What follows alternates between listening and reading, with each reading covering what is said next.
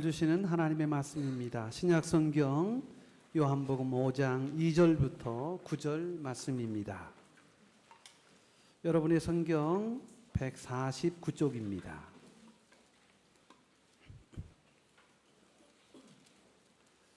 제가 말씀을 받들어 봉독합니다. 예루살렘에 있는 양문 곁에 시브리 말로 베데스다라 하는 못이 있는데 거기 행각 5이 있고 그 안에 많은 병자, 맹인, 다리 저는 사람, 혈기 마른 사람들이 누워 물의 움직임을 기다리니 이는 천사가 가끔 못에 내려와 물을 움직이게 하는데 움직인 후에 먼저 들어가는 자는 어떤 병에 걸렸든지 낫게 되밀어라. 거기 38대 된 병자가 있더라. 예수께서 그 누운 곳을 보시고 병이 벌써 오래된 줄 아시고 이르시되 내가 낫고자 하느냐? 병자가 대답하되 주여 물이 움직일 때에 나를 못에 넣어주는 사람이 없어 내가 가는 동안에 다른 사람이 먼저 내려가나이다. 예수께서 이르시되 일어나 네 자리를 들고 걸어가라 하시니 그 사람이 곧 나아서 자리를 들고 걸어가니라. 아멘. 우리 옆에 있는 분들과 우리 함께 인사 나누십니다. 주의 사랑으로 사랑합니다. 오늘 잘 오셨습니다. 네, 감사합니다. 오늘 그 성경을 통해서 베데스다 연못에 38년 된 한 병인의 이야기를 다시 한번 나누고자 합니다. 인생에 큰 짐을 지고 가는 참으로 답답하고 소망이 없는 인생의 이야기입니다. 오늘 이 베데스다 연못이라고 하는 것에 관한 이야기를 들으면서 먼저 예루살렘 성에 이 베데스다 연못이 어떻게 위치하고 있는지 어떤 내용을 담고 있는지를 먼저 말씀을 드리려고 합니다. 예루살렘이라고 하는 곳이 있죠. 예루살렘 성벽으로 아름답게 요새화된 그런 도시이기도 합니다. 아시다시피 이 예루살렘 성에는 동서남북 사방에 모두 8개의 문이 만들어져 있습니다. 동쪽에 1개, 그리고 북쪽에 1개, 서쪽에 4개, 남쪽에 2개, 그렇게 해서 예루살렘으로 들어갈 수 있는 문이 8개가 만들어져 있는 것을 볼 수 있습니다. 근데 오늘 본문의 말씀에 이 베데스다는 소위 북쪽에 있는 문으로 들어가는 곳에 위치한 곳입니다. 이 북쪽에 있는 문을 양들이 드나드는 곳이라 해서 양문이라 했고, 혹은 여러 가지 분뇨물들을 퍼내는 곳이라 해서 분문이라 하기도 하였습니다. 또 이곳에는 특별히 예배를 드리기 위해서 양들이 들어가는 곳이기도 하거니와 제사를 드리고 나서 그 제를 이 양문을 통해서 감난산 쪽으로 옮겨갔기 때문에 그래서 이것을 자비의 문이다 이렇게 알려지기도 하고 있습니다. 이 베데스다라고 하는 이것은 북쪽 문으로 들어가면 바로 앞에 베데스다 연못이 있었습니다. 이 베데스다라고 하는 이 연못의 이름은 시브리어를 헬라식으로 발음한 것입니다. 그래서 베트란 말은 집이란 말이고 하스다라는 말은 연못이라는 뜻의 의미를 갖고 있습니다. 그러니까 자비라는 말을 갖고 있죠. 그래서 자비의 집 이렇게 표현을 합니다만, 여기 여러분 구약에 하세드라는 말을 많이 들어보셨을 것입니다. 이 하세드라는 말이 자비, 사랑, 은혜, 은총 뭐 그런 의미를 갖고 있는데, 이 베트란 말과 헤스다 혹 하세드라는 말이 함께 이것이 구성이 돼서 베데스다라는 말로 쓰여지고 있다는 것입니다. 그러니까 이 연못의 이름을 자비의 집이다 이렇게 불렀다는 것입니다. 이 연못의 길이가 얼마나 큰지 마치 이스라엘이 광야 시대에 하나님의 성막으로 광야에서 예배할 때 그 성막이 있었는데 이 성막이 가로가 50m고 세로가 100m입니다. 그런데 고만한 규모로 지금 베데스다 연못이 이스라엘 예루살렘 성내에 위치하게 되었다는 것입니다. 그저 상상하기는 축구장 하나 정도 규모의 그런 연못이 하나 있었다는 것입니다. 말씀드린 바와 같이 이 북문으로 들어가서 양떼들이 들어가죠. 거기서 양떼들을 씻기고 그리고 피를 닦아서 예배드리기에 합당한 그러한 곳이 바로 이 베데스다 연못이었다는 것입니다. 그런데 그 주변에는 5개의 행각이 있었습니다. 일종의 정자와 같은 것입니다. 근데 이것이 어떤 용도로 쓰이느냐 하면 아마도 당시에 양떼들을 몰고 와서 거기서 잘 씻기기도 하거니와 많은 사람들이 그런 순서와 절차를 기다리기 위해서 만들어졌던 그 공간이 바로 행각이었다 하는 것입니다. 어쨌든 이 베데스다라고 하는 연못에 이런 큰 사연들이 있게 되었는데요. 그런데 오늘 본문의 말씀에 언젠가부터인지 이 베데스다라고 하는 연못에 세상에서 가장 불행하고 고통스러운 사람들이 모이는 곳이 되게 되었다는 것입니다. 질병으로 인생의 마지막 지점에 걸쳐 살아가는 희망도 없고 소망도 없고 죽기만을 손꼽아 기다리는 인생의 가장 절망의 자리에 몰려 살아가는 사람들이 이 베데스다에 와서 마지막 자신의 삶을 정리하는 그런 것으로 있게 되었다는 것입니다. 그도 그럴 것이 오늘 함께 같이 읽었습니다만 이곳의 연못에 어느 때 1년에 한두 번씩 물이 크게 용솟는 그런 때가 있는데 그때가 되면 누구든지 제일 먼저 선착순으로 들어가는 사람은 어떤 질병이든지 어떤 병고이든지 다 나을 수 있다라고 하는 그런 전설이 있는 곳이었기 때문이라는 것입니다. 여러분 마지막 죽음을 눈앞에 두는 사람들이 무슨 말을 믿지 않겠습니까? 마지막 지푸라기를 쥐는 심정으로 그래서 이 베데스다 연못에 모이기 시작했다는 것입니다. 이 베데스다의 못에 물이 용솟음 칠 때 그때 누구든지 들어가기만 하면 살 수 있다. 이런 전설을 믿고 당시 수많은 병자들이 모여들게 되었다는 것입니다. 여러분 참으로 안타까운 사연들이 집대성한 곳이 바로 이 베데스다 연못이고 그리고 소망을 마지막까지 불태우기 위해서 모여든 사람들이 있는 곳이 바로 베데스다였다는 것입니다. 그런데 문제는 뭐냐 하면 이 베데스다에 마지막 희망을 걸고 왔지만 그러나 그 희망을 모든 사람들이 다 수혜자로 누릴 수가 없었다는 것입니다. 그 많은 병인들이 이스라엘 내에서 병을 고치기 위해서 모여들었지만 그러나 고침받는 사람들은 단 한 사람에 불과했습니다. 제일 먼저 선착순으로 그때 그 순간에 들어갈 수 있는 사람만이 고침을 받았기 때문이라는 것입니다. 문제는 선착순입니다.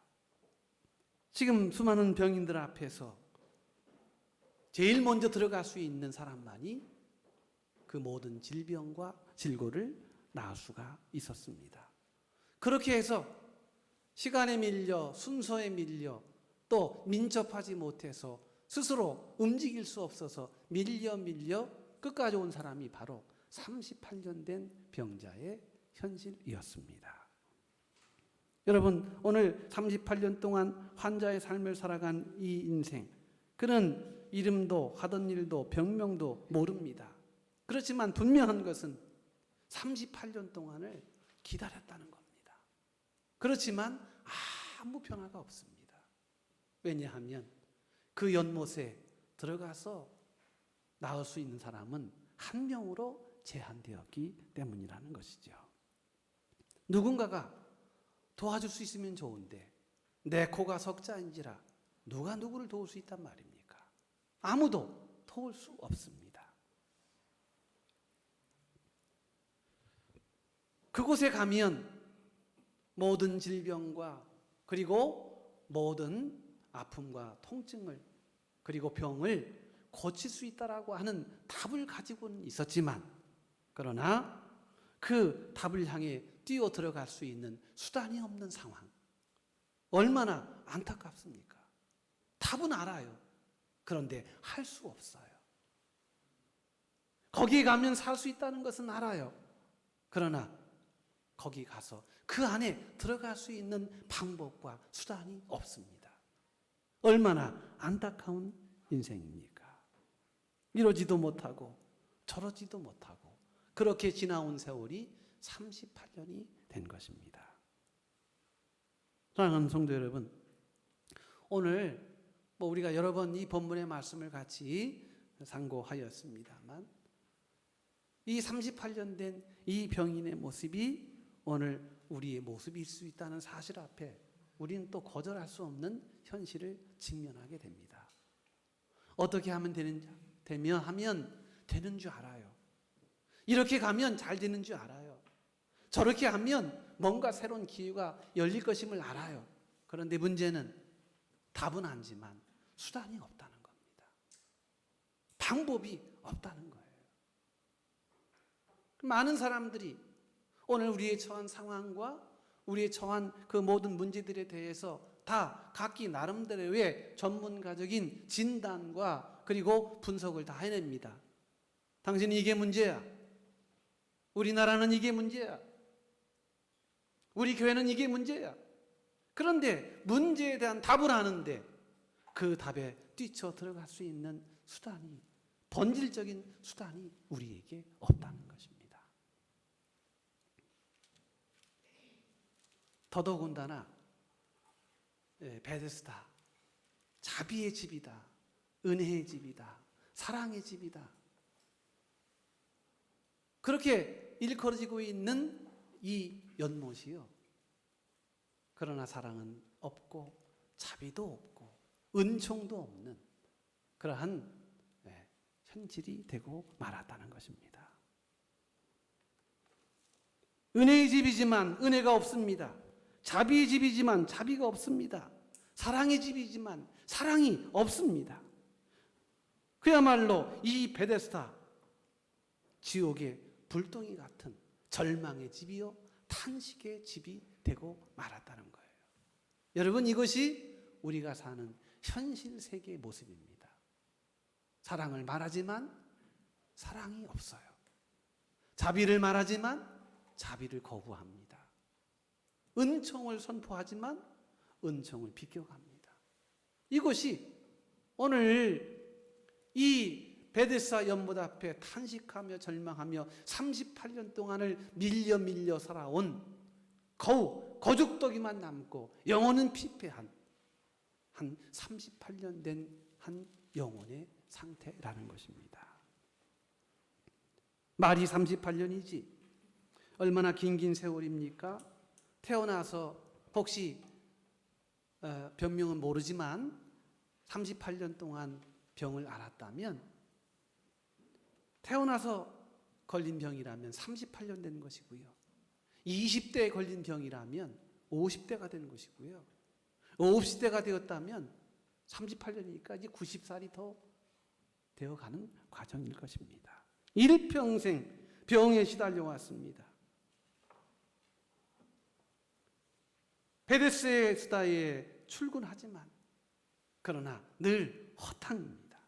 한 달, 두 달, 1년, 2년, 10년, 20년, 30년이 넘도록 대박을 기대하며 자비의 집을 향해 끊임없는 희망 회로를 굴려가면서 오늘은 좋은 일이 있겠지 하는 마음으로 한 걸음 한 걸음 나아가 보지만 여전히 인생은 허탕 그 자체입니다. 병 고치러 나오기보다 연못에 나온 이 병자의 상태는 그러나 아주 심각한 자기 폐쇄성에 빠지고 맙니다. 여러분, 한 번, 두 번의 실망과 절망은 삶의 도전적 요소가 되기도 해요. 내가 실패했지? 그러면 마음을 고쳐 먹습니다. 그래, 내가 다시는 실패하지 말아야지. 그래서 한 번의 실패는 약이 됩니다.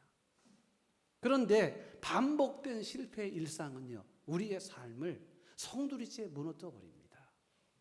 해도 안 돼. 돼봤자 그거지 뭐. 내 인생이 그렇지 뭐. 왜 우리 집은 이렇게 콩가루 집안이야? 왜 내 인생은 이렇게 절망적이야? 이런 자기 저주와 그리고 신세 한탄이 호흡처럼 그렇게 묻어나오게 되어 있는 것입니다. 사랑하는 성도 여러분, 이렇게 더 이상 희망 회로를 굴려봐도 희망을 찾을 수 없는 이 베데스다 연못에 38년 된 인생, 어떻게 해봐도 늘 삶은 그대로예요. 오늘은 어제의 반복이고 또 생각한데 내일도 오늘의 반복일 것이다 라고 하는 이런 생각이 끊임없이 작동되는, 여러분, 그 현실이 얼마나 괴롭고 답답하겠습니까?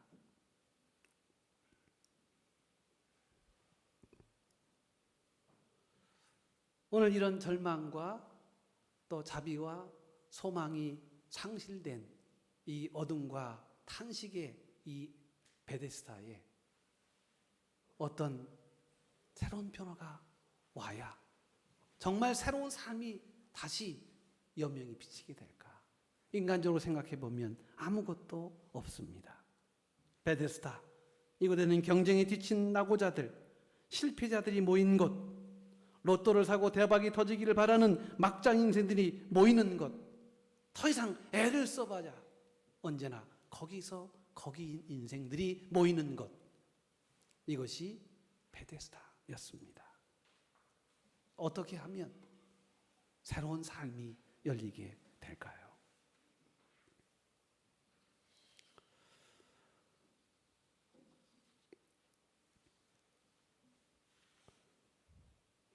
그런데 놀라운 역사가 시작되게 됩니다. 이 베데스다 안에는 절망과 탄식으로 가득 차 있고 아무리 힘쓰고 애써도 늘 얽힌 실타래처럼 끊임없이 얽히고 설키는 해답 없는 그런 상황이었지만, 그러나 그때 그런 절망과 탄식의 자리에 놀라운 서광이 비치기 시작합니다. 그것은 바로 예수님이 그곳에 오셨다는 것입니다. 여러분, 성경은요,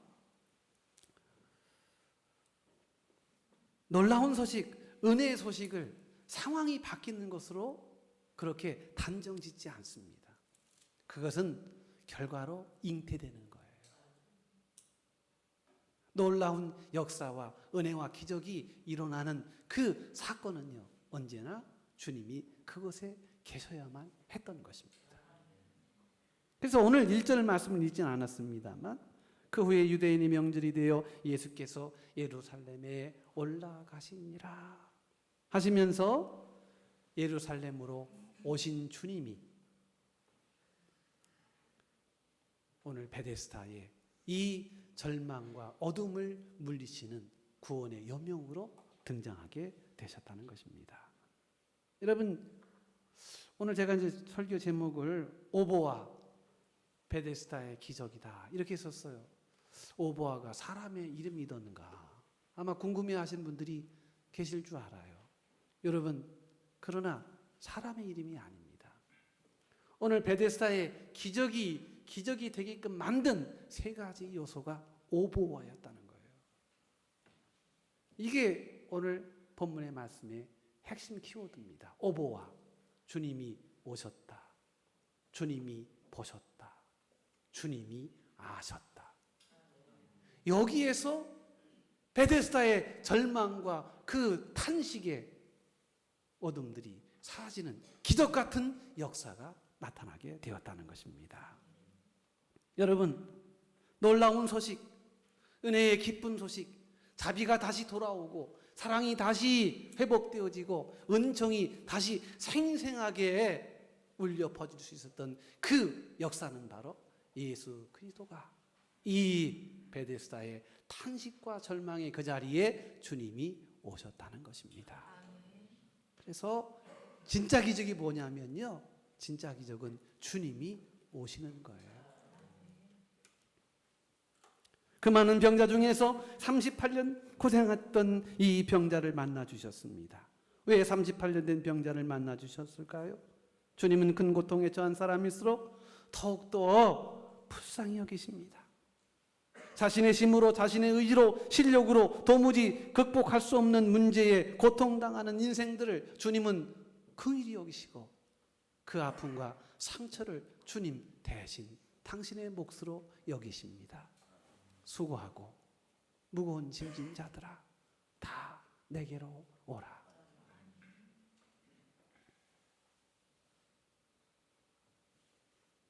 주님은 불쌍히 여기시고 그리고 고통당하고 탄식하는 자들의 그 형편의 자리에 친히 그 인생을 만나시러 오신다는 것입니다. 여러분, 진정한 은혜는 주님이 바로 그곳에 오시는 거예요. 내가 주님을 찾아가는 것이 아니라 죽음과 사망과 절망과 어둠과 체념의 가시덤불을 헤치고 치명적인 인생의 독을 맞고 신음하는 그 고난의 자리에, 애통의 자리에, 슬픔의 자리에 주님이 찾아오시는 것이 바로 은혜 중의 은혜요, 최상의 은혜이고 그것이 복음이라는 거예요. 병이 낫는 게 기적이 아닙니다. 내 문제가 풀려지는 것만이 기적이 아닙니다. 진정한 최상의 본질적 기적은 주님이 연약한 우리 속에 오시는 거예요. 이게 기적이에요. 성경의 대서사는 하나님이 죄인된 인간을 구원하시기 위해 찾아오시는 구속의 이야기입니다. 하나님의 약속의 말씀을 파기하고 죄악의 선악과를 훔쳐먹었던 아담과 하와, 하나님의 호된 심판과 책망이 두려워 동산 저편에 숨죽이며 숨어있던 이 두 불쌍한 인생을 향하여 주님, 하나님 말씀하십니다. 아담아, 네가 어디 있느냐 하고 숨어있는 아담과 하와를 찾아가십니다. 저들의 이름을 부르시며 저들의 죄악을 공감하시며 두려움과 낙심에 떨고 있는 그 인생을 긍휼히 여기셔서 주님이 친히 그 걸음을 옮기셔서 찾아가십니다. 신라건의 비참한 주인공을 찾아 나서서 저들에게 긍휼을 베푸시고 회복시켜 주시는 복락원의 하나님으로 성경은 우리를 찾아오시는 하나님으로 말씀하고 있습니다. 여러분, 기독교는 구도자의 종교적 이야기가 아니에요. 내가 도를 찾고 내가 무슨 진리를 찾고, 여러분, 내가 찾아가는 게 아닙니다. 기독교는 도를 찾아 나서서 도를 결국에 찾아가는 삼류신앙이 아닙니다. 어떤 사람은 머리를 깎고 도를 찾기 위해서 세상을 추유합니다. 여러분, 그래서 만날 수 있겠습니까? 하나님은 결코 인간의 지성과 열성으로 발견되어지는 그런 정복 가능한 하등의 신이 아닙니다. 여러분, 내가 찾는다고 찾아지나요?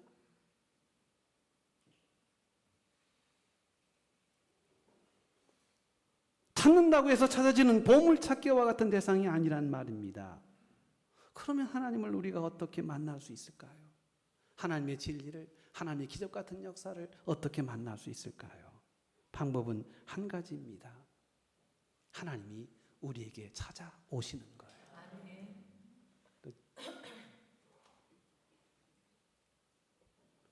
그것도 친히 우리 곁에 찾아오셔서 우리에게 당신을 알려주시고 당신을 계시해 줌으로써 비로소 전능하신 하나님을 우리는 만나게 되고 기적을 체험하게 되는 거예요.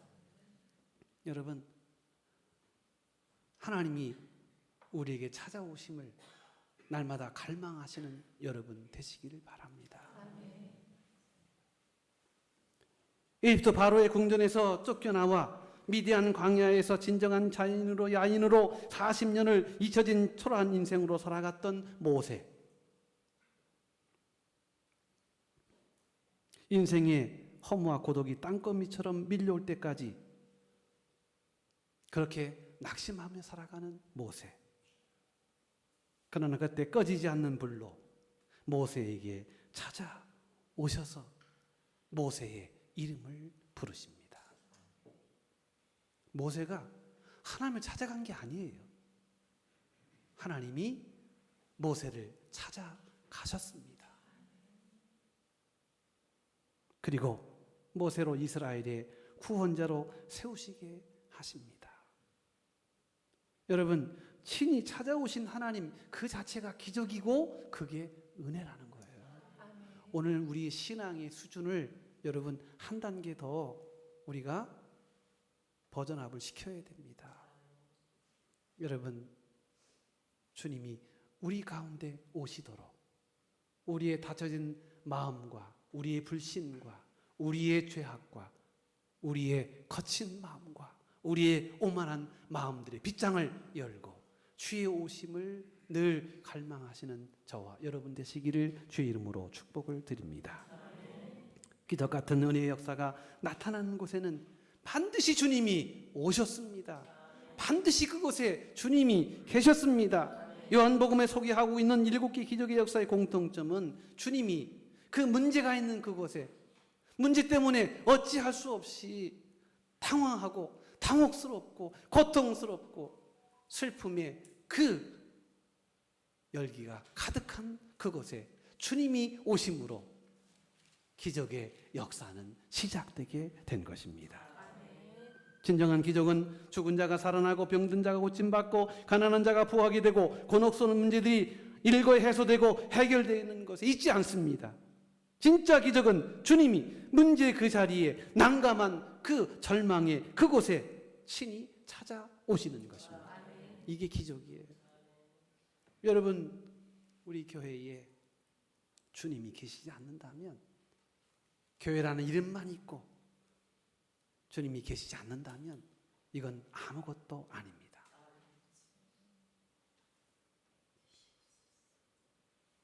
기적은 주님이 우리에게 찾아오신 것, 그것이 기적입니다.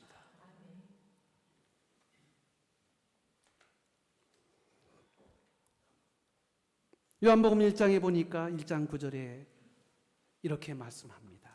참빛 곧 세상에 와서 각 사람에게 비추는 빛이 있었나니 그가 세상에 계셨으며 세상은 그로 말미암아 지은 바 되었으되 세상이 그를 알지 못하였고 자기 땅에 오매 자기 백성이 영접하지 아니하였으나 영접하는 자 곧 그 이름을 믿는 자들에게는 하나님의 자녀가 되는 권세를 주셨으니 이는 혈통으로나 육총으로나 사람의 뜻으로 나지 아니하고 오직 하나님께로부터 난 자들이니라. 그러면서 요한복음 1장 14절에 이렇게 말씀합니다. 말씀이 육신이 되어 우리 가운데 거하심에 우리가 그의 영광을 보니 아버지의 독생자의 영광이요 은혜와 진리가 충만하더라. 여러분, 말씀이 육신이 되어 우리 가운데 오셨다는 거예요. 그게 기적이에요. 그게 은혜예요. 그게 축복이에요. 그게 문제 해결의 관건이란 말입니다. 여러분, 그러므로 오늘 우리는 늘 주의 오심을 우리는 맑고 청량한 마음으로 언제나 갈망하고 소원해야 할 줄로 믿습니다. 주님이 오실 때 여러분, 우리 속에 무질서가 질서가 되고 우리 속에 탄식이 변하여 찬송이 되고 절망이 변하여 소망의 역사가 나타나는 것입니다. 요한복음 16장 13절입니다. 그러나 진리의 성령이 오시면 그가 너희를 모든 진리 가운데로 이끌어 주실 것이다. 진리의 성령이 오셔야 돼요. 그래야 우리가 진리로 인도함을 받는 것입니다. 주의 오심을 간절히 구하고 소망하는 성도가 되시기를 원합니다. 주께서 친히 오셔서 진리로 통치하시고 다스려 주시기를 늘 소원하는 우리 모든 성도들이 되시기를 원합니다. 요한계시록 3장 20절 말씀처럼 볼지어다 내가 문 밖에서 두드리노니 누구든지 내 음성을 듣고 문을 열면 나는 그에게로 들어가 먹고 그와 더불어 먹고 그는 나와 더불어 먹고 마시리라. 마음의 빗장을 여셔야 합니다. 주님이 우리 가운데 내 속에 들어오시려고 우리 마음에 노크를 하실 때 여러분 거절하지 않기를 바랍니다. 그 주님의 노크 소리에 아연질색하시기 바랍니다. 그리고 주여 내게 오셨으니 감사합니다. 주님이 오셔야 역사는 재개되고 주님이 오셔야 기적은 다시 현실이 되게 되는 것입니다. 그래서 주님이 오신 것이 바로 그게 문제 해결의 첩경이었다는 거예요. 오보와 주님 오셨습니다.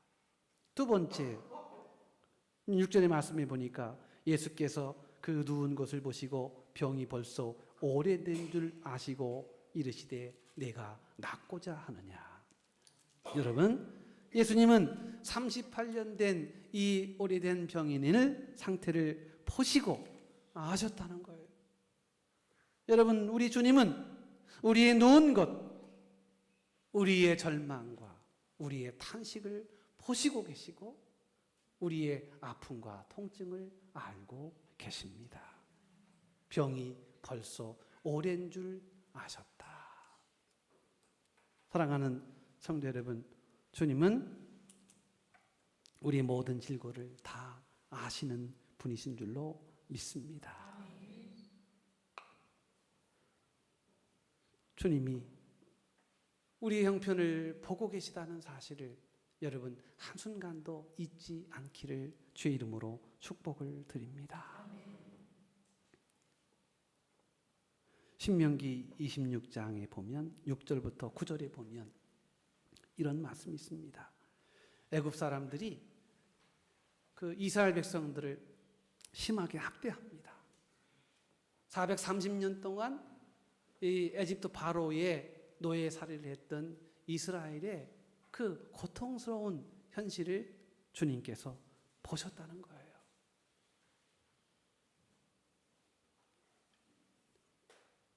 그래서 신명기 26장 7절에 보면 이런 말씀이 있습니다. 여호와께서 우리 음성을 들으시고 우리의 고통과 신고와 압제를 보셨다. 아파하는 모습을 하나님은 방관하지 않으십니다. 그건 네 문제야 하고 방기하지 않으십니다. 주님은 지금의 우리의 아픔을, 우리의 압제를, 우리의 고통을, 우리의 육적 고난을 주님이 보고 계십니다. 그 수고와 형편을 주님이 다 보고 계시단 말입니다. 그래서 두 번째 은혜는 뭐냐 하면요, 주님이 우리를 보고 계시다는 거예요. 이게 은혜입니다. 가끔씩 지금은 그런 일이 별로 없습니다만 예전에 어렸을 때 시장통에 가면 꼭 길을 잃어버리거나 엄마 아빠를 놓쳐버린 미아들이 있었습니다. 그래서 방송을 하죠. 꼬맹이가 5살인데 신발은 찍찍이 신발 신고 있고, 머리는 이만큼 벌레가 파먹고 있고, 눈은 쑥 들어갔고, 그 부모를 찾는 그러한 미아 방송들이 얼마나 많은지 모릅니다. 여러분, 부모가 이 아이를 끝끝내 보고 있지 못해서 생긴 일입니다. 하나님이 보고 계시는 것이 우리에게 복입니다. 그래야 우리가 인생의 길에서 어긋나지 않고요. 삶의 정도에서 분산되지 않습니다. 하나님이 우리를 보셔야, 보고 계셔야 우리가 안전한 것입니다. 주님이 이 38년 된 병인을 보셨습니다. 아, 내 병이 이렇게 오래되었구나 하고 그 병을 주님이 보아 주셨다는 것입니다. 주님의 보심이 은혜입니다. 주님은요, 우리의 믿음도 보십니다. 여호와 이레 말씀드렸잖아요. 하나님께서 보신다는 뜻이에요. 원래 원어적 의미는 이레란 말이 라라고 하는 이 동사에서 나온 건데요, 보다라는 뜻이에요. 하나님이 아브라함의 믿음을 보셨습니다. 그래서 독자 이삭을 대신할 양을 주님이 준비해 주셨고 그 제사를 하나님이 받아 주신 것입니다. 우리의 믿음을 보시는 주님을 찬양하시는 저와 여러분 되시기를 축복합니다. 주님이 보고 계신다. 코람데오, 하나님이 내 앞에 계신다. 하나님이 내 인생의 모든 길들을, 계획을 하나님이 보고 계신다. 여기서부터 기적의 역사는 시작되는 것입니다. 여러분, 우리 하나님은 눈 감으신 분이 아니십니다. 하나님은 우리를 시퍼런 눈으로 우리를 지금 바라보고 계십니다. 우리의 성도들이 그 고난과 환난과 시련과 고통 속에 더 이상 방황하지 않도록, 방법과 수단이 없어 난감해하는, 길을 잃어버린 나그네와 같은 인생들을 하나님이 결코 잊지 아니하시고 그 가야 할 길을 예정하시고 인도해 주시는 줄로 믿습니다. 우리를 보고 계시는 하나님, 그게 기적이라는 거예요. 38년 된 이 병인이 나중에 회복을 받는 이유 중에 하나는 주님이 보고 계셨음을 알았기 때문입니다. 마지막으로 베데스다의 기적의 세 번째 요소는 아셨다 하는 것입니다. 예수께서 그 누운 것을 보시고 병이 벌써 오래된 줄 아시고 이르시되 내가 낫고자 하느냐. 여러분, 우리 주님은 우리를 다 알고 계십니다. 그런 재미있는 그런 이야기가 있습니다. 10계명이 10개인데 12계명으로 늘었다는 거예요. 하나는 들키지 말라. 그게 이제 11계명이라는 거예요. 1계명 들키지 마라. 여러분, 우리가 아무리 들키지 않으려고 숨겨도 하나님은 다 알고 계십니다. 다 알고 계십니다. 내가 말하지 않아도, 내가 표현하지 않아도 하나님은 내 모든 처지와 형편을 알고 계십니다. 12계명이 숨기지 말라라는 거예요. 여러분, 숨긴다고 해서 숨겨집니까? 숨길 수 없습니다. 하늘 높은 곳에 있어도, 땅 깊은 곳에 있어도, 바다 깊은 곳에 숨겨도 하나님의 번뜩이는 그 하나님의 시선에는 누구도 예외일 수 없습니다. 하나님은 우리를 알고 계십니다. 시편 103편 14절에 이는 그가 우리 체질을 아시며 우리가 단지 먼지뿐임을 기억하심이로다. 하나님이요, 우리의 체질을 안다는 거예요. 담즙질인지 아니면 어떤 체질인지 하나님이 우리를 다 아신다는 거예요. 시편 139편 1절부터 4절까지 말씀해 보면 이렇게 시편 시인은 하나님 앞에 고백합니다. 여호와여, 주께서 나를 살펴보셨으므로 나를 아시나이다. 주께서 내가 앉고 일어섬을 아시고 멀리서도 나의 생각을 밝히 아시오며 나의 모든 길과 내가 눕는 것을 살펴보셨으므로 나의 모든 행위를 익히 아시오니 여호와여 내 혀의 말을 알지 못하시는 것이 하나도 없으시니이다. 하나님 앞에 모든 것이 다 탄론할 수밖에 없다는 거예요. 이 말은 하나님은 전지전능하시고 하나님은 모든 것을 아시는 하나님이시라는 거예요. 사랑하는 성도 여러분, 기적의 역사는 바로 여기서부터 시작하는 거예요. 여러분 감추지 마세요. 하나님이 알고 계십니다. 하나님의 거룩한 전전 앞에, 저 십자가의 구속의 놀라운 보혈의 피 앞에 주여 내 모든 죄악을, 내 모든 형편을 주 앞에 토해내오니 주여 나를 긍휼히 여기소서. 주님께서 보시고 계시고 주님께서 알고 계십니다. 사랑하는 이들이, 눈에 넣어도 아프지 않는 하나님의 거룩한 자녀들이 얼마나 괴로워하는지를 주님이 알고 계십니다. 우리는 감춘 것 같아도, 우리는 숨겨놓은 것 같아도 하나님은 일일이 다 알고 계십니다. 주님께서는 당신의 백성들을 그냥 내버려 두시지 않습니다. 절대로 그대로 버려두시지 않습니다. 왜냐하면 우리를 알고 계시기 때문입니다. 오보아, 여러분 이 놀라운 기적의 역사를 다시 한번 확인하는 저와 여러분 되시기를 원합니다. 주님이 오셨습니다. 주님이 보셨습니다. 주님이 아셨습니다. 그래서 거기에서 38년 된 이 운명적 절망과 괴로움을 단순간에 주께서 기적의 열매로 역사에 주신 것입니다. 기적의 주인공들이 되시기를 원하십니까? 여러분 오늘 오보아의 신앙으로 주님 앞에 더욱더 가까이 나가시는, 오직 주의 은혜 속에 거하시는 베데스다, 참된 베데스다 되신 주님의 은혜 안에서 기적의 일상을 경험하시는 저와 여러분 되시기를 주의 이름으로 축복합니다. 하나님 감사합니다.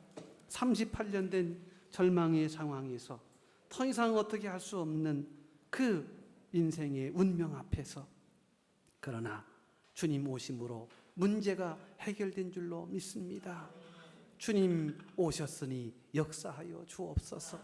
내 형편을 보셨으니 주장하여 주옵소서. 나의 삶을 아시오니 해결하여 주시옵소서. 오늘 기적 같은 역사들이 우리 모든 성도들의 삶 가운데 늘 함께하여 주시옵기를 원하오며 우리를 구원하신 예수님의 이름으로 기도 올리옵나이다. 아멘.